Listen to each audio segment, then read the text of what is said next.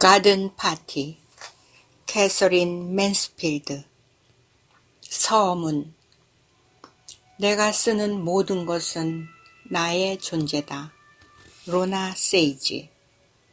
우화와 동화가 구두로 전해진 오래된 이야기라면 글쓰기와 읽기의 외로움을 반영하는 단편소설은 근대에 들어 생겨난 형식이라고 하겠다. 단편소설이라는 형식은 20세기 초 모더니즘 운동과 더불어 강박적인 특성을 지니게 되었다. 캐서린 맨스필드, 제임스 조이스, D.H. 로렌스 등의 작가들은 지면상의 강렬한 기교를 통해 단편소설에 대한 관심을 불러일으켰으며 이들의 단편소설 중에는 관습적인 의미에서 소설의 구성요소를 거의 갖추지 않는 경우도 있었다. 특히 캐서린 맨스필드는 단편소설을 자신의 유일한 글쓰기 형식으로 받아들였기 때문에 단편소설이라는 형식 안에 당대의 다른 작가들보다 더 많은 것을 집어넣으려 했다. 그러나 그녀는 제인 오스틴의 소설을 보면 나처럼 근대의 에피소드적인 사람들이 몹시 무능한 얼간이 같다며 농담조로 언급하면서 자신의 시도를 후회하기도 했고, 임종을 앞둔 시점에는 자신이 만들어낸 모든 것이 새장 속에서 자란 새처럼 작은 이야기들이었다고 오랜 친구에게 한탄하기도 했다.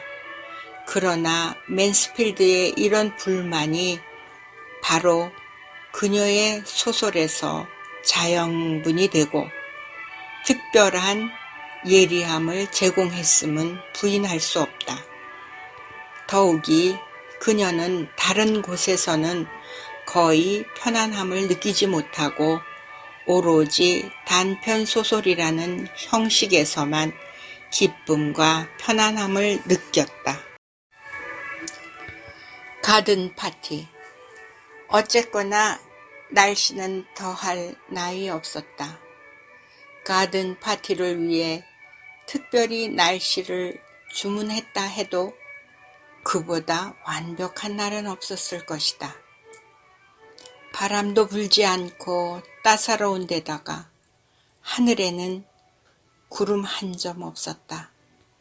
초여름이면 가끔씩 그렇듯 하늘에 밝은 금색의 아지랑이가 약간 드리워 있을 뿐이었다. 정원사가 새벽부터 잔디를 깎고 말끔히 치운 덕에 잔디는 물론이고 예전에 데이지가 둥글납작하게 자랐던 자리까지 반짝거리는 것 같았다. 장미에 대해 말하자면 다들 가든파티에서 손님들을 감동시킬 꽃은 장미뿐이라고 여기는 모양이었다. 수백 송이, 문자 그대로 수백 송이가 하룻밤 사이에 만개했다. 초록빛 식물들은 대천사들의 방문을 받은 듯 고개를 숙였다. 아침 식사가 끝나기도 전에 천막을 칠 인부들이 도착했다. 어머니, 천막을 어디에다 칠까요? 얘야, 나에게 물어봤자 소용이 없단다. 올해에는 모든 것을 너희들에게 이름하기로 했으니까 내가 너희 엄마라는 것을 잊어버려. 나를 귀분으로 대접하렴. 그러나 매그는 밖에 나가 인부들을 감독할 수 없었다. 아침 식사 전에 머리를 감았던 터라 머리에 초록색 수건을 터번처럼 두르고 양쪽 뺨으로 검은색에 젖은 곱슬머리가 흘러내린 채 커피를 마시고 있었다. 나비 같은 조스는 언제나 실크 패티코트와 기모노 겉옷차림으로 내려왔다. 로라, 내가 가봐야겠다. 내가 예술적이지 않니? 로라는 버터 바른 빵을 손에 든 채 밖으로 달려나갔다. 실외에서 먹을 수 있는 핑계가 생겨 신이 난 데다가 일을 처리하는 것을 아주 좋아했기 때문이었다. 그녀는 자기보다 잘할 사람은 없을 것이라고 늘 생각했다. 정원 통로에 셔츠 차림의 네 남자가 서 있었다. 그들은 커다란 연장 가방을 둘러매고 둘둘만 천막천을 들고 있었다. 인상적인 모습이었다. 로라는 버터 바른 빵을 들고 있지 않았으면 하고 바랐지만 어디 놔둘 데가 없었고 그렇다고 버릴 수도 없었다. 그녀는 얼굴을 붉히며 인부들 쪽으로 가면서 진지한 표정을 짓고 약간 근시처럼 보이려고 해보았다. 안녕하세요. 로라가 어머니 목소리를 흉내냈다가 잔뜩 꾸민 듯한 목소리가 새어나오자 부끄러운 마음에 어린 소녀처럼 더듬거렸다.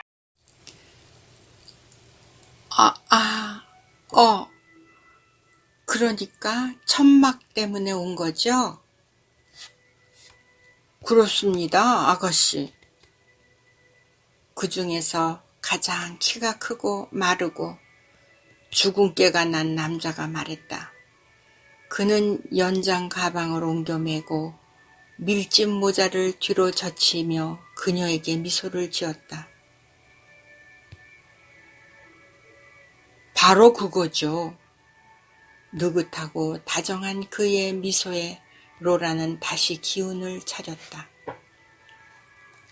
정말 근사한 눈이다. 작지만 저 짙은 푸른색이라니. 다른 사람들 역시 미소를 짓고 있었다. 미소가 기운 내어 물지 않을 테니까 라고 말하는 것 같았다.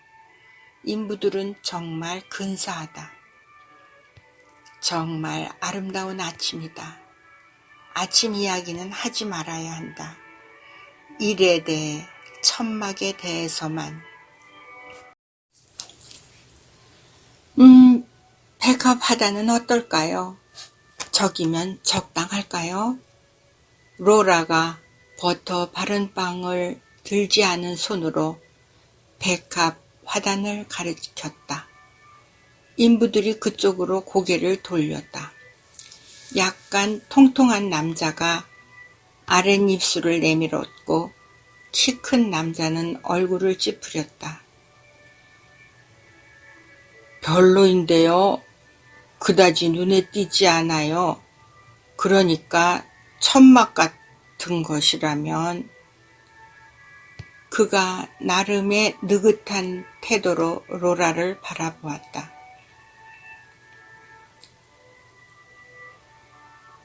눈알이 튀어나올 만한 곳에 치고 싶으시겠죠? 무슨 말인지 아시겠죠? 로라는 그동안 받은 교육 때문에 인부가 자기에게 눈알이 튀어나올 만한 곳이라는 표현을 써도 괜찮은가 잠시 고민해 보았다. 어쨌든 그의 말은 잘 알아들을 수 있었다. 테니스장 모퉁이요? 한쪽 모퉁이에 악단이 오긴 하겠지만요. 그녀가 제안해 보았다. 악단이 온다고요? 다른 인부가 물었다. 창백한 표정의 남자였다. 검은 눈으로 테니스장을 훑어보는 모습이 수척해 보였다. 무슨 생각을 하는 것일까? 아주 작은 악단인걸요. 로라가 상냥하게 말했다. 악단이 작다면 별로 신경 쓰지 않을지도 모른다. 그때 키가 큰 남자가 끼어들었다. 아가씨, 저기가 제격이네요. 저기 나무들 앞이요. 저쪽이요. 저기면 되겠어요. 카라카 나무들 앞이었다. 그러면 카라카 나무들이 보이지 않을 것이다. 윤기가 흐르는 넓은 나뭇잎과 노란 과일들이 뭉쳐서 열린 모습이 얼마나 아름다운데, 무인도에서 자랑스럽게 홀로 자라면서 조용한 광희를 내뿜으며 태양을 향해 나뭇잎과 열매를 들어올리는 모습을 상상할 수 있는 나무. 그런 나무들을 천막으로 가려야 할까? 그래야 한다. 인부들은 어느새 장대를 어깨에 짊어지고 그쪽으로 가기 시작했다. 키가 큰 남자만 남았다. 그는 허리를 구부려 라벤더 가지를 세게 만지더니 엄지와 검지를 코에 대고 향기를 맡았다.